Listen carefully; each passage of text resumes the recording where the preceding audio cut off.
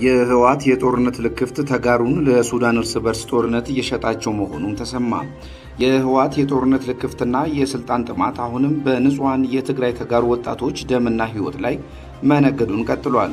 ከውስጥ አዋቂ ምንጮችና ከተለያዩ ማህበራዊ ሚዲያ መረጃዎች እንደተሰማው ከሆነ የህወሓት አመራሮች የትግራይን ወጣቶች ለሱዳን ተፋላሚ ኃይሎች በገንዘብ በመሸጥና እንደ ቅጥር ነፍሰ ገዳይ በማሰለፍ ላይ ይገኛል።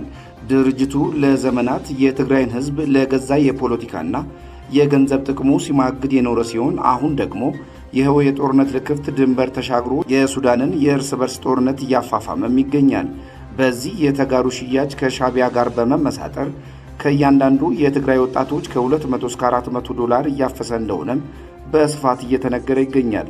በሰላም እጦት በረሃብና በስራ አጥነት የተጎዱ የትግራይ ወጣቶችን የህወሓት አመራሮች በተደራጀ መረብ በመመልመልና በማታለል ወደ ሱዳን ድንበር እያሻገሯቸው ወደ እልቂት እየሰደዷቸው እንደሆነም ከስፍራው የሚወጡ መረጃዎችም ያሳያሉ።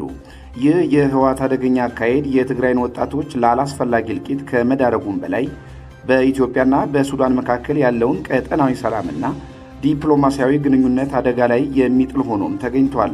በመሆኑም የሀገር መከላከያ ሰራዊት በዚህ ድርጊት በተሳተፉት ላይ ወታደራዊ እርምጃ ለመውሰድ እንደሚገደድም ተነግሯል።